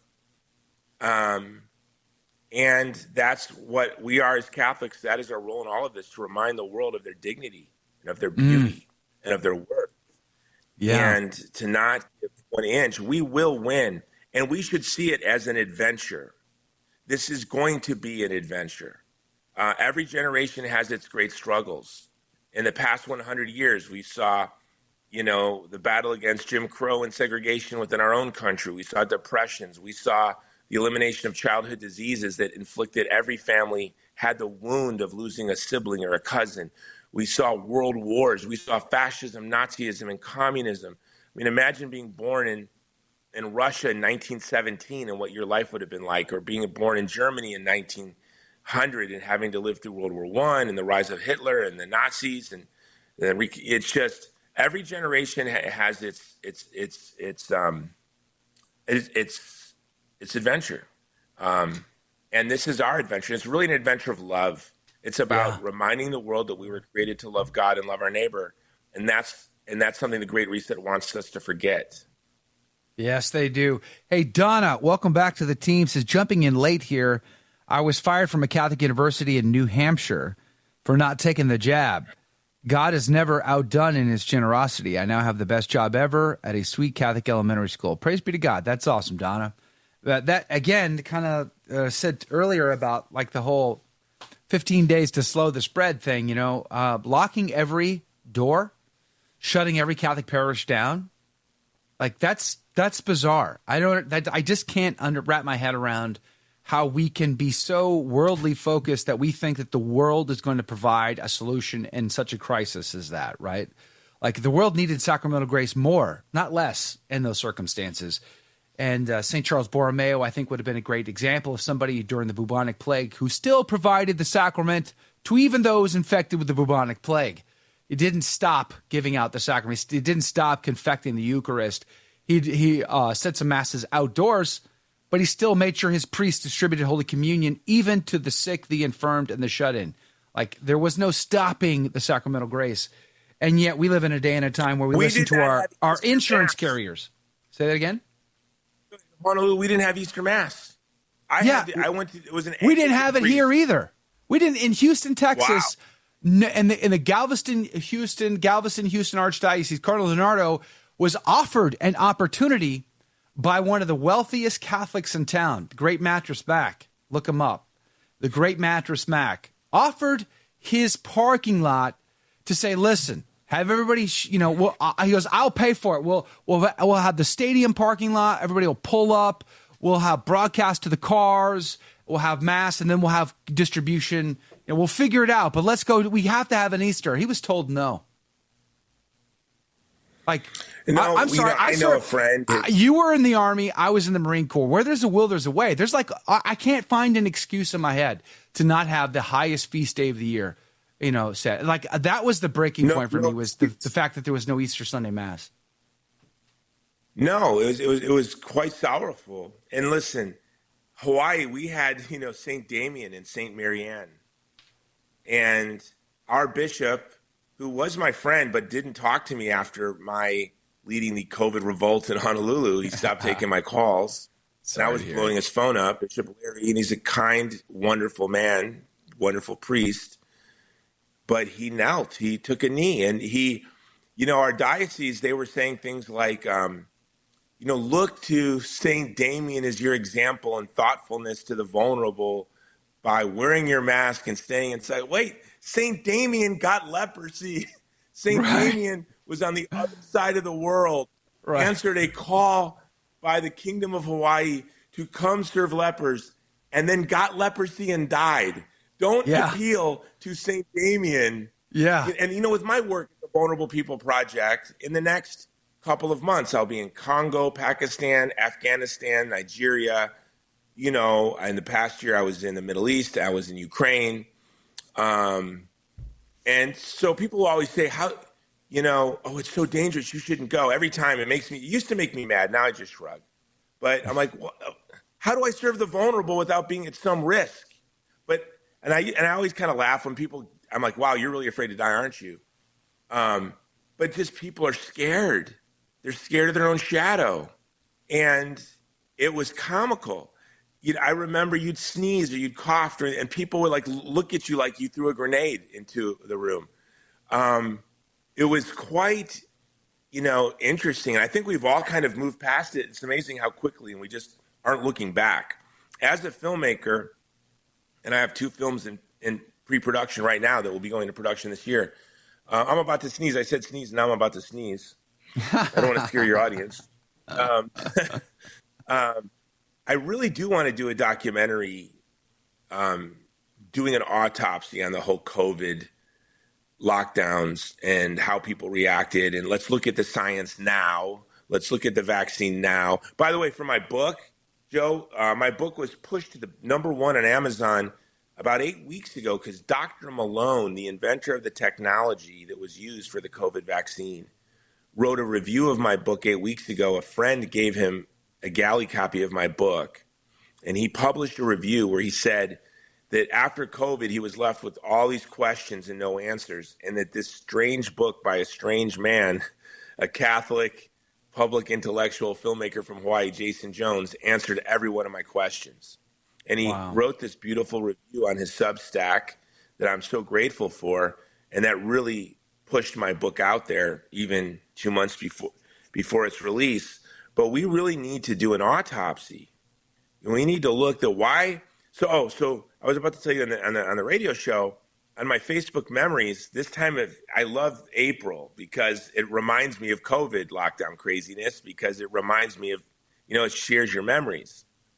And there was a video I made where I was looking at my camera saying, hey guys, I have all these N95 masks. I've been giving them to firefighters and going to hospitals. And I was driving around giving them to everyone, giving them to the homeless. Then they banned, do you remember? They banned N95 masks. Yeah. They said you can Why only is wear that? scarves. That's bizarre. Ridiculous. It's so bizarre. So it was like, don't wear an N95 mask. Only wear an N95 mask. And then Fauci's emails leak. Masks do nothing. By the way, we all knew masks do nothing. Right. We need to look at all of it. We're told the vaccine, you have to get the vaccine. It's the morally responsible thing to do because you won't get infection. It'll stop the spread. Then we're like, well, it won't stop you from getting infection, but it'll stop the spread. Then we're like, well, it won't stop you from getting the infection. It won't stop the spread, but it will lessen your symptoms. Oh, really? That sounds awful subjective. Then it was like, it won't stop the spread. It won't stop you from getting it. And you're going to get myocarditis. Wow. What a deal. What a deal. What a deal, huh? Yeah, it's a bizarro world we live in, and I'm glad you put the book out, and I'm glad it's going big too. I wanted to go back and ask you, so how did you get involved in the Stoning of Soraya M? I mean, that's like I said, that was a powerful film. You know, I worked on the marketing for The Passion of the Christ, and then Steve McAveety was one of the producers, was the executive producer of Bella, and I run a human rights organization. That's my main thing. Film is ancillary to all my other work. And Steve McAveety knew that I did work. He was the producer of Braveheart, The Passion of the Christ, executive producer of Bella, and producer of The Stoning of Soraya M. He was my friend, and he called me, and I was very honored. He said, I'd like you to come work for us, and I'd like you to work on this film, and we'll give you an associate producer credit. And, it was just such a great honor to be an associate producer. And to me, what is the mission of my organization? To give voice to the voiceless. And The Stoning of Soraya M is a true story. And one of the things with a lot of the communities I serve, we're almost in hopeless situations. But I say that we will make the world know and remember. Mm-hmm. If that's all we can do, look at the ethnic cleansing of the Armenians in Artsakh in September. Well, we worked desperately. In fact, my organization was in the process of launching drones into Artsakh to deliver food and insulin. Wow. And then then Azerbaijan just completely closed the deal. But all we can do is hope that the world knows and remembers. We look at the Uyghur genocide. Well, there's a powerful line in The Stoning of Soraya M where Sheree Ashalu, Academy Award-winning actress, the Iranian actress, who's quite the hero and has suffered for her standing up to the regime in Iran. Her niece is Soraya. It's a true story. It's taken from a book written by a French journalist. It was her niece. I didn't know that. Wow. Yeah, in the movie, not in life. But okay. So Jim Caviezel, who was Jesus in the Passion, and of course we all know from Sound of Freedom too, person of interest, he plays a French journalist, and Sheree says to Jim, take my voice with you. Yeah, I remember. And what was going to be a murder, the framing and murder of a beautiful young woman in Iran, what is it now, 50 years ago, 40 years ago, that the criminals thought that their crime no one would ever know of their crime. Then a French journalist writes this little book, and this little book is produced by one of the greatest producers in Hollywood history to tell the story of one crime that happened to one woman in Iran at that time, 30 years before.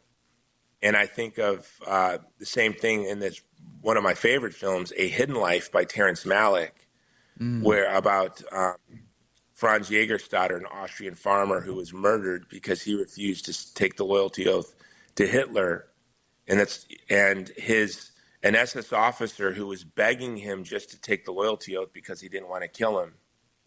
The SS officer goes, "Do you think the world will know what you've done here? Do you think that they'll think you're a hero?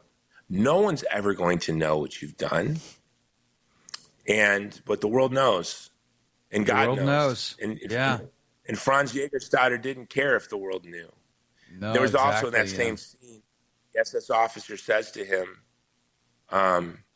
"Do you think you have the right not to take this oath?" And Franz says, "Do you think I have the right to take it.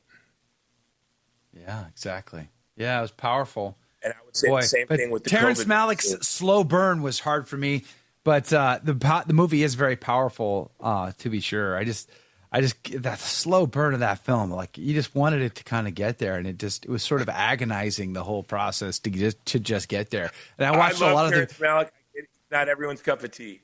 yeah, But for for sure. Terrence Malick, that was like Fast and Furious. That moved faster than most of his movies. I remember I watched the behind the scenes stuff, and the actor and the actress who played those key role characters, they were like, Terrence would say, "Okay, go to work." Like they had no lines. They were just like, so they would do. He said they would actually just do the farm work, and then he would film it. So they were going about like any farmer, just doing the actual chores of a farm. And then he just happened to, be there with cameras and capturing it all. It's like by the end of it, they didn't know if they were actors or farmers. It was just so kind of hilarious. Well, But have you seen A Tree of Life? No, I haven't. Okay, so everyone watching has to see The Tree of Life. It's like 3 hours long. I don't know if it's a rumor, but the story goes he wanted it to be like 10 hours. Okay, I don't know how you get a theater to do that. But it's my favorite movie. I saw it in the theaters like 7 times. What? And oh yeah, and I have ADHD. That says a lot about you. But but when you watch it the first time, you realize that wasn't a movie. It was a prayer, because the movie literally ends with "Amen," and it's a prayer on the problem of pain and human suffering. And that movie, I was on a plane to Ireland 12 years ago to go work on a pro-life battle. And I was talking to this young Irish kid who'd lost his faith. And he gave me the reasons why. I said, you really need to watch The Tree of Life. And I was upgraded to first class. So we're in first class. We have those big, like built-in, like big screens. And they had 100 movies. And lo and behold, The Tree of Life was one of the movies. Oh, wow. The young man said, I'm going to watch it. He was crying. Just the whole flight, he was just crying as he was watching the movie. And then when the movie ended, he said, I'm returning to the Catholic Church. Yeah, amen. You have restored my faith in God. I'm like, I didn't. Terrence Malick did. And United Airlines did. That's funny. But it's the most beautiful. Yeah. We have a thing. We have a thing we do here, usually in the after show, where it's obviously a lot more casual. And that is what I would do if I had George Soros money.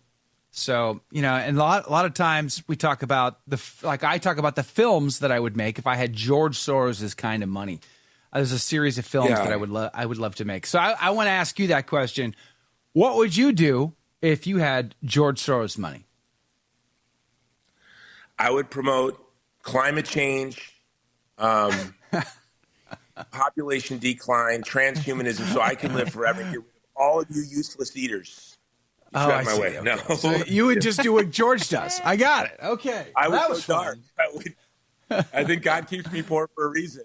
Right. Me too. But sure. I would probably do, honestly, what I do with all the money I ever make. I would pour it into my apostolate. Yeah. And I always promise my wife. What would you do extra? What would you do more than you do now? Huh? What would you do extra? What would you do more? Like, what kind of films would you make if money wasn't the issue? Like, you didn't have to go looking for money or worrying about distribution because you got it. You got all that money. You just make the best film that you want to make, and you can pay to distribute it however you wish. So, like, if money was no longer a factor, what would you do? Well, 2 things. I would make a lot of movies. I'll tell you those movies. I love mixed martial arts because my whole family's sleeping. When I started the show, I'm in my gym. You could probably see boxing gloves and everything laying around. I would hire Freddie Roach and Rickson Gracie to travel with me. Rickson teach me Brazilian Jiu-Jitsu and Freddie to hold mitts for me. And then that would be my decadence, okay? And your midlife crisis. Okay, got it. That would be – but I've been doing this since I was a boy, and I just don't stop. So yeah, but Rickson Gracie, that's pretty impressive, yeah. Yeah, Rickson would travel with me and Freddie. But the movie I would make would be my 3 dream movies are a biopic on Graham Greene, the Catholic novelist, but it would be Graham Greene as the British MI6 agent, because I believe his entire career he was actually an intelligence officer. Wow. And he used his writing and his very public shift from being a pious, devout Catholic to a decadent, dissolute, reprobate who lost his faith and then became close personal friends with every Soviet dictator. And he was an intelligence officer at one point. I shared this with a friend at MI6, and he said, Jason, that's not a theory, that's a fact. And we all know, in our community, it's accepted. It's known. So it would be Graham Greene, the intelligence officer. Then, and this is a movie I'm going to make. It's in very early development. And then the biopic on Saint-Exupéry, the writer of The Little Prince. And he lived a very sorrowful, interesting life. He was a pioneer of flight. His wife was a Nicaraguan heiress. But to me, sort of it'll be shot in North Africa and France and Spain and Malta and Nicaragua. So sort of the love of the sort of the biopic of Saint-Exupéry around his wife, and then the coup de grace, the story I'm always studying. It's actually on my desk right here. The Great Siege of Malta. Oh, I would really love to make a movie about the siege of Malta, and then I'd like it to be 3. It would be the Siege of Malta would be first, and we would look at, but it would all be through Romigas, and then we would follow him to Lepanto. We'd start with him as a slave, and then when he escaped from the Saracens. But then we would do Malta, Lepanto. Then we would go all the way back because we had their interest, and we would go to Rhodes. Yeah. So can we get the Kickstarter started right now for you? Because I want that movie to be made. And next question is, who plays Don Juan? Who plays Don Juan for you, Jason? Eduardo Verástegui. I knew you were going to say that. He's going to be too old for that at that point. I mean, you think he could pull that off? Don Juan's a young guy. Well, we'll find somebody. Everyone looked older back then. I'll tell you, when I make movies, I'm just how I run. I run an international organization with offices in Rome and Pakistan and Afghanistan. We have an office now in Kabul and Mongolia. And I'm very good at delegating, giving people responsibility and trusting them. And when it comes to casting, it's not just something I tell actors who try to give me their headshots. I say, listen, I don't do casting. It's not my job. I hire casting directors. Sure. Yeah. I trust, the people who are, even now, my next movie we're shooting in Spain in June is Hills Like White Elephants by Ernest Hemingway. And there is somebody, a Shakespearean actor from New Zealand who looks a lot like the young Ernest Hemingway. And then my friend has a nephew who is a really great actor who looks like Ernest Hemingway. And so I gave to the director, Jennifer Weta, I said, listen, here are the 2 I would like you to consider, but I don't, you're the boss. I raised all the money, sure I'm the producer, but she's the director, she's the boss, her and her team. So that's a long answer just to say, I delegate to the department heads and I trust them. Eduardo would make a good Don Juan. Just you have to reverse age him a little bit with some CGI magic or something, but he would be an excellent Don Juan. There's 2 projects. If I had George Soros's kind of money, there's 2 projects I would want to work with Eduardo on. One is a feature-length documentary film on Hernan Cortez and conquering the devil himself in the Aztec Empire. And then the next one would be to film a live action Hernan Cortez based on the Bernal Diaz journal of Hernan Cortez actually defeating the devil himself in the hold and keep of the Aztec Empire in Mexico City. That's got to be done at an epic level. And if I had George Soros's kind of money, boy, it would be gloves off. It would be just so amazing. So I'm here at my bookshelf looking for it. I have both of those. So it was already done. Someone beat you to it, kind of, but not at the. It needs to be. It needs to be here. You know who it was? What am I talking about? Do you know what I'm talking about? We're talking about the Mel Gibson film, Apocalypto. Yes. So my favorite book, I have like 1,000 favorite books and 1,000 favorite songs, but one of my 1,000 favorite books is The Conquest of Darkness by Warren Carroll. Mine too. Absolutely. Yeah. I read it every December 12th. I read from that book. You know what? That book is so amazing, as are all his books. Like, Warren Carroll was the best writer, and I don't know why he's not just ever. I just visited his gravesite about a month ago. I was at his gravesite. No way. I used to live in Front Royal. I worked for Human Life International, right? I was just with Steve Mosier in Front Royal about a month ago. I owe him a call. Shucks. Thank you for reminding me. So I would go to the library there at Christendom, which is beautiful. And I was not yet Catholic. I was brackish. I was the public relations director. I would do Fox News and CNN and Bill Maher's Politically Correct for HLI. But I was kind of an atheist, kind of not, didn't know what I was. But I would go to the Christendom library, and they had all these tapes. They had like tape drawers, and I could like listen to all these Warren Carroll lectures. That was just amazing.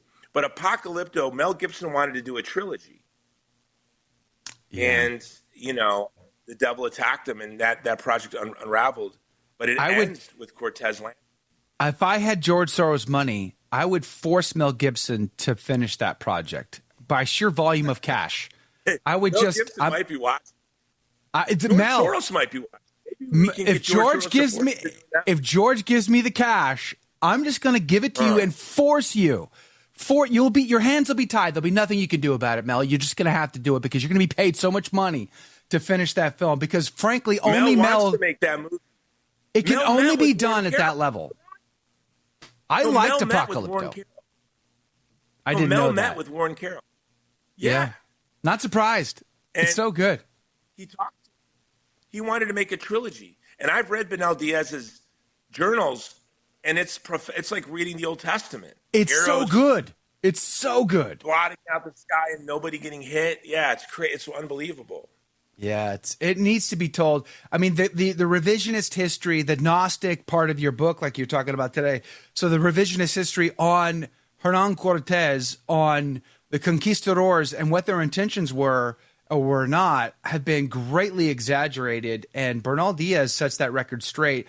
I liked Apocalypto. It was so hard to watch because of the graphic nature, but frankly, go read Warren Carroll's description of that. Go read Bernal Diaz. I mean, it's a taste test. Apocalypto was of the actual reality. So Cortez, can we tell people who don't know? So Cortez, when he found out about the human sacrifice at Adelphi, exactly. Yes. I think he took 12 ships. I believe. Was it 12? No, I might be it wasn't getting my 12. Facts wrong. Yeah, he didn't take 12 ships. He only had I think he might have had 3. But his first encounter with human sacrifice, he's like, "Oh heck, no, we're not doing this. Sorry, nope, not on my watch." He burned his own ships, so the men couldn't retreat. He scuttled the ship. So he was an interesting bird in the sense that he was a good captain, and he listened to the counsel of his men, and he knew that there were men who they weren't 100% bought in because he was pushing the envelope with the guy who was left in charge back on Hispaniola, back in what is now Cuba. That guy didn't like Hernan. He wasn't on the same team as Hernan, and he was trying to sort of circumvent Hernan's success. And not every guy in the expedition was on Hernan's side. So he knew that if he just left and the ships were still there, and he went into the jungle with the soldiers, that some of those guys might take those ships and run. So he scuttles them. He doesn't burn them.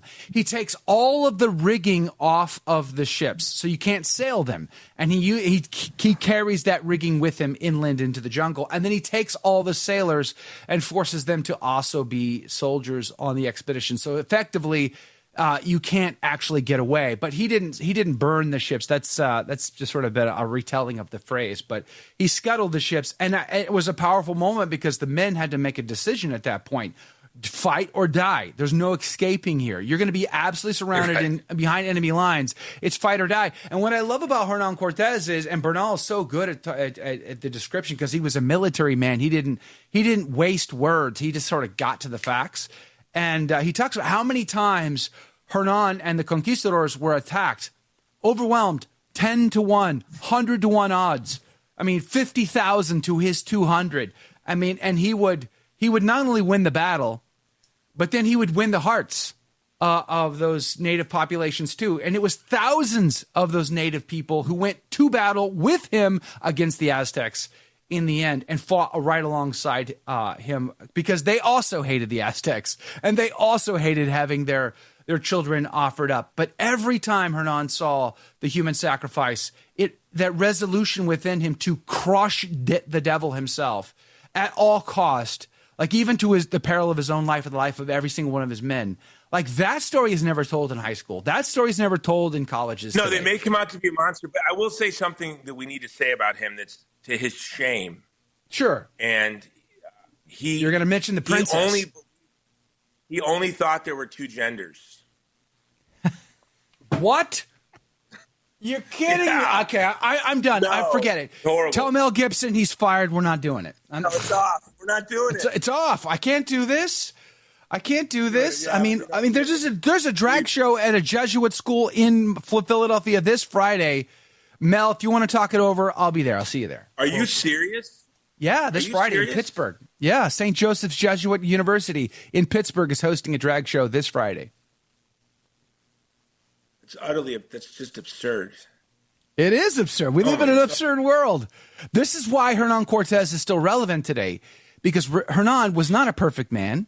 He takes the concubine of the princess slave girl that was given to him. He has children with her.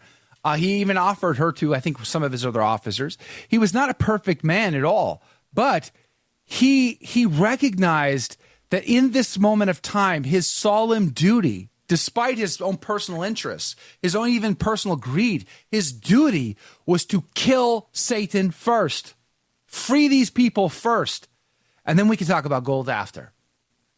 And he recognized that. How many of us today are going to turn our cheek to the Jesuit drag show this Friday night, and go along? We don't want to ruffle any feathers. We just, we want to go along to get along. How many of us are going to mask up, lock down, get the jabs and everything else? But Hernan Cortez, despite his sins, he was like, not on my watch. Can you imagine people condemning the conquistadors for the mistreatment of the indigenous people for gold while they drive a Tesla? Right. Yeah, exactly. Okay. Yeah, asking me where that lithium came and tell me about what lithium is doing to South America. Where did that cobalt come for your battery? Okay. All right, Cortez. Little Cortez. Right. Yeah. No, we're really good at absolving ourselves of our personal guilt. Well, I think that's how we wash our own guilt away, is by being really judgy to other people. Oh, for sure. You've been talking to my wife again. She's been telling you stories about me. I see how it goes. Wait, what's that? I said, you must have been talking to my wife recently. She's been telling you stories about me, about being judgy of other people. Are you judgy? I can be so, yeah. Too. Joe's not judgy. I was can at be Mass judgy. yesterday. Can I confess here? Please, yeah. No I'll one's even li- no absolve one's- you no after. one's listening. It's great. No problem. No one's listening? Okay, that's good. So yesterday I was at Mass, and there was a guy in front of me, kind of a heavier, older guy, wearing skinny jeans. And I just was sitting there judging him, at Mass. I was like, what's wrong with you? Can you act right in your head for an hour? Okay, that's terrible. That's an old dude wearing skinny jeans. Man. I was judging him for how it looked. It was just not, it was bizarre. That's all. But I was being very judgy. I caught myself for obsessing on it for a minute, just harumphing, what? Yeah, I'm judgy. It's bad. But it's little things I judge people for, not big things. I'm like, oh, he murdered somebody. Oh, but look at those skinny jeans. What is he doing? Look at those skinny jeans. Dude, skinny jeans, man. What? No, what? Who decided that was a good trend? It's as bad as bell bottoms, to be honest with you. But at least bell bottoms came from the Navy, and there was a practical purpose to it. I think bell bottoms are preferable. Swim away from the sharks. What was that? You'd rather have bell bottoms? I think they're preferable to the skinny jeans. Yeah. Yeah. Yeah, because you could wear big boots. You think what jeans represent, cowboys wrangling cattle. It's hard to wrangle cattle in skinny jeans. It is. It is. But hold my beer. Watch this. We'll give it a try. Great camp, great reset. Yeah. I'm 50 this year, so I'm doing the big midlife crisis thing. Maybe I will try cattle wrestling in skinny jeans just to see how that goes. Yeah, I'll drive up in my brand new Hummer EV, because that's what real cowboys do. They drive Hummer EVs. Hey, Jason Jones, we're out of time. You were amazing to stay on with us for some extra time today. I really enjoy the conversation. The great campaign against the Great Reset, available today. SophiaInstitute.com is the website. Jason, God bless you. God love you. Have a great day. God bless you guys. Thank you. All right, I'm off for the next 3 days. Mike Koniger's filling in. You will have a great show, I promise. Until then, God love you. God bless you.